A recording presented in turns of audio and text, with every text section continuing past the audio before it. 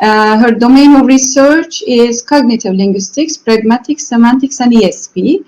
In 2015, she published a book entitled Strategies of Communication, Control and Manipulation in Political Discourse. And actually, she has written articles and has published them related to political discourse analysis from a linguistic perspective, with emphasis on the discursive techniques of persuasion and manipulation. And at the same time, she is drawn towards research in the domain of ELT as a foreign specialized language with a focus on the methodology and didactics of ESP. Now, let's listen to Octavia for her presentation. The floor is yours. And I'm currently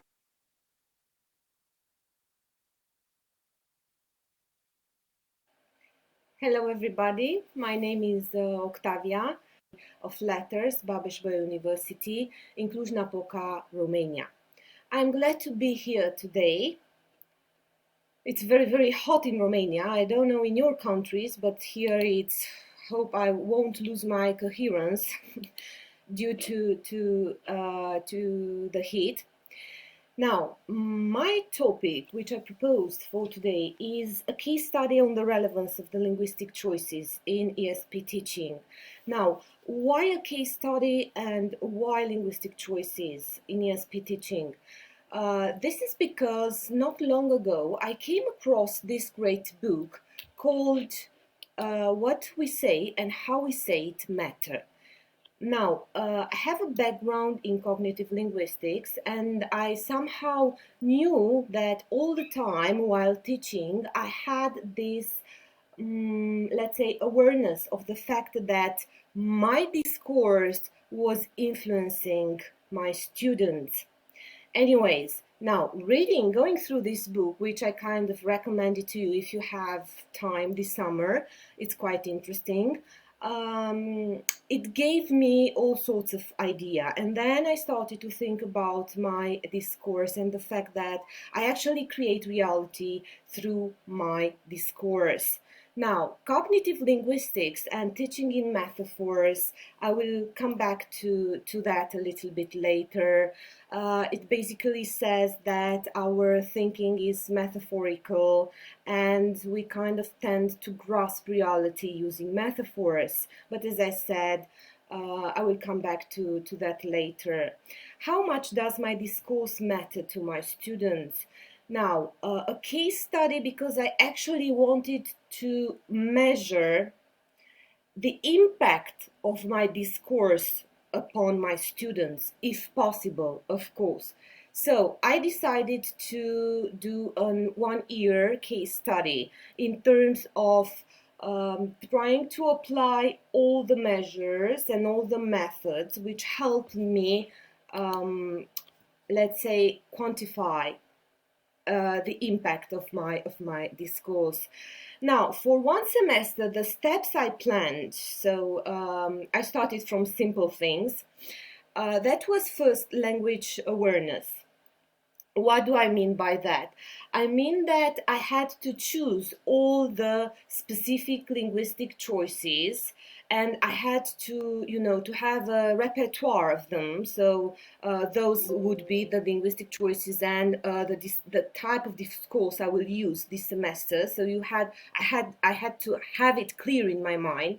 And then step 2, I was focusing to grab attention. And when I say attention, in psychology, attention is divided. So there is sustained attention, which we work with in our students when we are teaching face-to-face, and then we have focused attention, which we basically we make extensive use of it, especially in online teaching. And since we've been going through this remote teaching experience, we had this shift towards focused attention. Now, if sustained attention, for example, is also known as concentration, and is the ability to focus on one thing for a continuous period of time.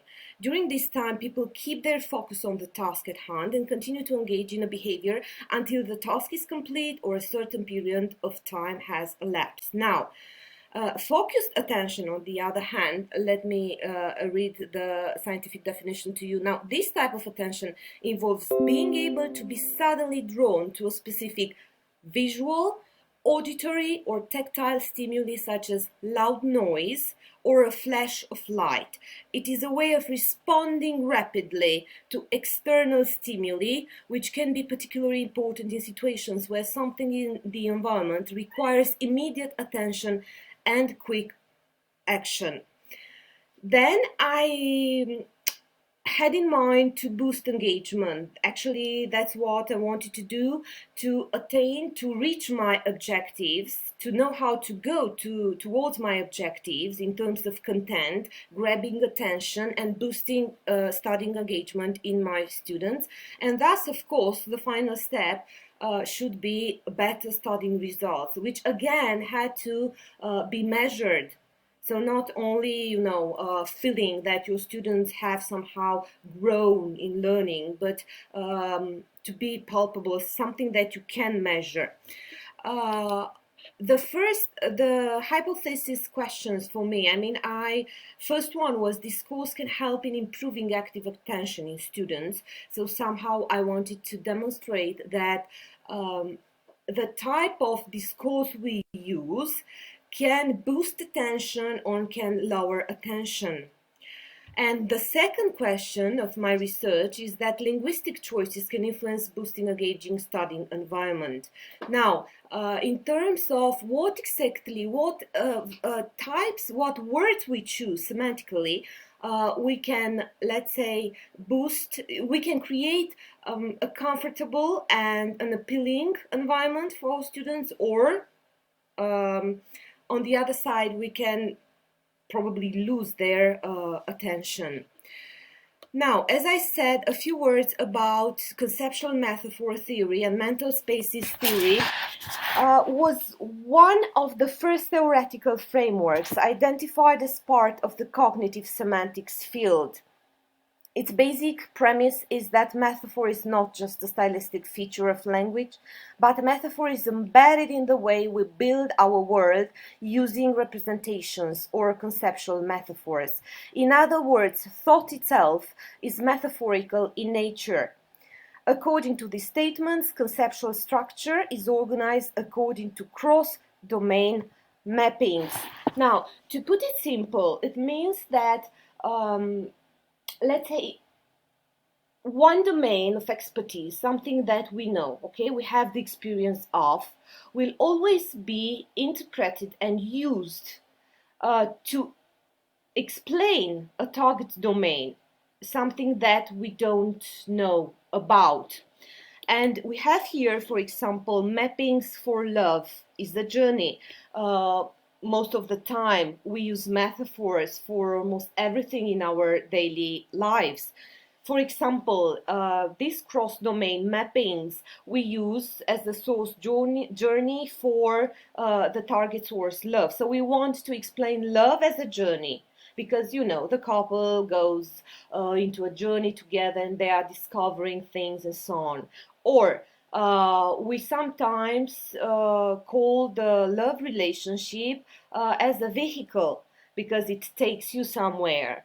Or we again interpret events as a journey. Most probably you have all heard about metaphors of life is a journey. So that's exactly why, because you have all kind of events going on, and that's definitely a journey. So that's what conceptual metaphor theory sustains. And starting from this point, I kind of chose the metaphors which I used in my teaching over the past year. Now, I put simple just the phases of, there are two stages for meaning construction, building mental spaces, and two, the establishment of mappings between mental spaces. And this is an example that you have here. Lakov says that somehow we tend to interpret, morality in terms of transactions. And the example here is that if you do me a big favor, I will be indebted to you. So what I did was to recalibrate all my teaching discourse in such a way as to use appropriate metaphors for my new teaching input. I use for The method I doing all my used seminars. for I used doing three all my types of seminars, collating I data. used First three one, types of personal notes, collating data. personal First one, observations. personal notes, They were personal I took observations. personal notes They after where each I and every took seminar. personal notes Then I after had each groups and every seminar. interviews Then where 5 minutes, Octavia. 5 minutes. Donerkan, here's Roberta from Pixel. Octavia as well chose to play the pre-recorded video, but it seems there are some audio problems. So please, Octavia, if you agree, would you like to proceed for your last minutes of presentation? yes, of course. Thank you, Roberta. Great, so Octavia, the floor is yours. Okay, like I have some technical problems here. I tried to start sharing and I don't know if you can hear me. Okay, so my study was to see I studied students in groups. Do you hear me? If Yeah, I hear you clearly, Octavia. okay, thanks. Because something I don't know, it's been interrupted here. So just a second. I need to open the presentation. So okay, I divided my students in 8 groups. One group has to undergo all these calibration of scores, and the other group went, the standard things. So I taught like the usual way to do it on the specific syllabus, ESP syllabus. Linguistic choices for group number 2. I enumerate comparative language, so I have comparative language. I avoided pseudo open-ended questions. So I didn't use please and thank you when setting expectations, because from the metaphoric point of view, if you use before ask, the inferior would be they don't have, it's not compulsory to do it. Then I use narratives and metaphors that would be building up stories to boost engagement and to, stir reflection in my students. And I did the she from I to you in language. So I gave up to I nature language and went upon you student language.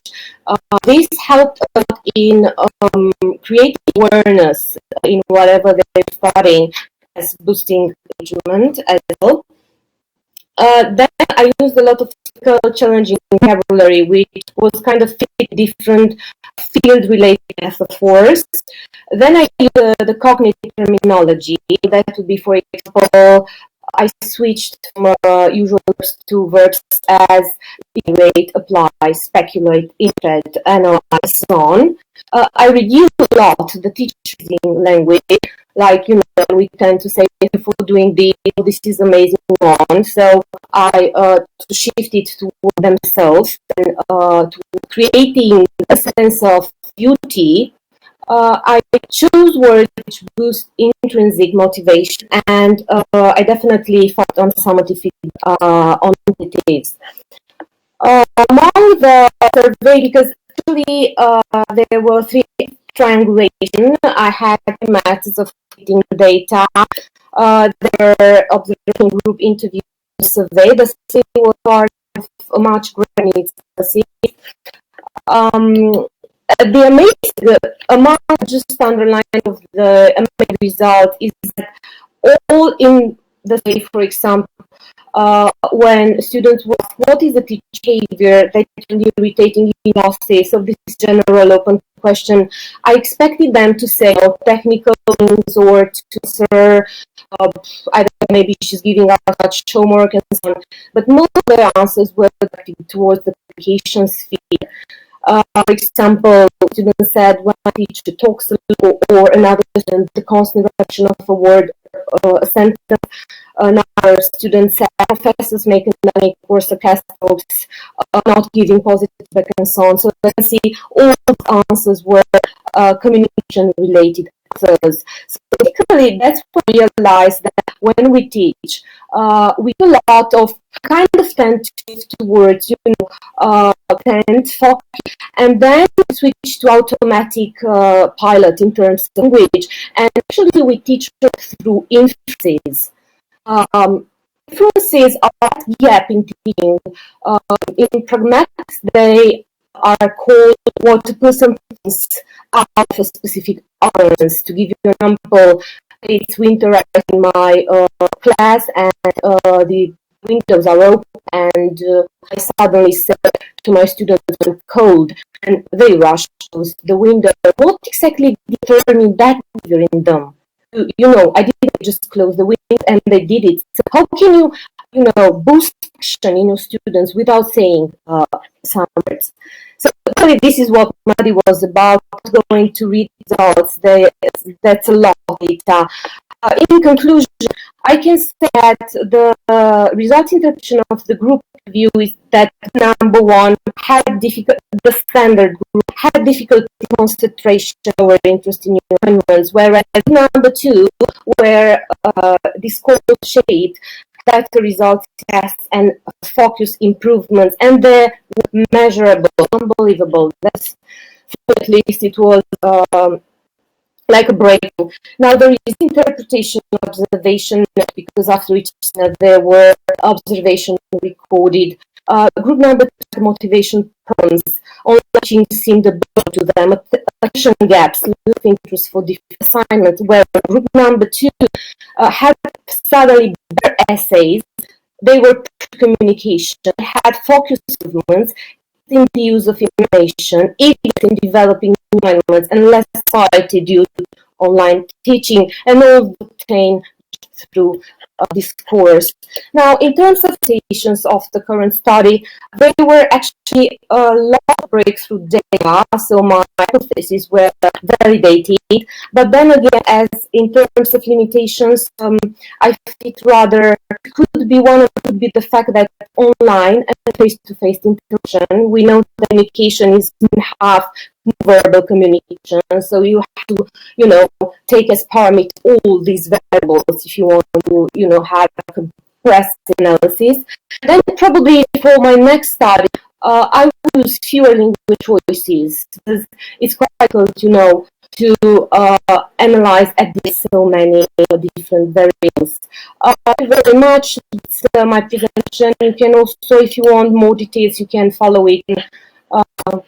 You can follow it on the conference website. It's posted there, and you have the bibliographic list and so. Thank you very much. If you have questions. Okay. Thank you. Actually, and hopefully my can work. Sorry, Sorry. Thank you very, very much for your presentation. We have had some technical problems as for the voice. As far as I could follow. I finally made okay. As far as I could follow, and maybe the other participants, we have exceeded the time. So, any questions or contributions? First, I'd like to ask the participants.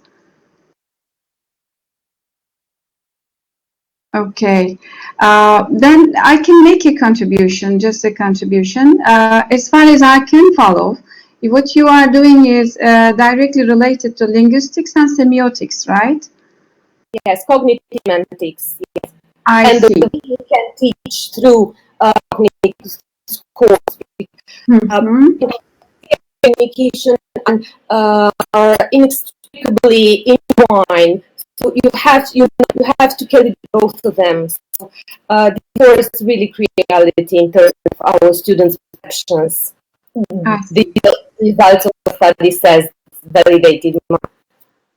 Okay, thank you very much. As far as I could follow, it's an interesting topic, and maybe it will raise student interest more. and push them towards thinking more, maybe the philosophy of learning and so on. Thank you. Thank you. Okay, everybody, we have exceeded the time, and thank you for participation and following. For all the contributors of this session, I'd like to extend my thanks, and I'm closing the session. See you in other sessions. Yeah, Bye-bye. thank you very much, Donakan, for your help for moderating, and thank you to you all the presenters. Now we will have a very quick break, and we will wait for you at 11:50 on the other virtual rooms. Okay, see you. Thank you for your help Thank as you. well, Roberta. Bye-bye. Bye.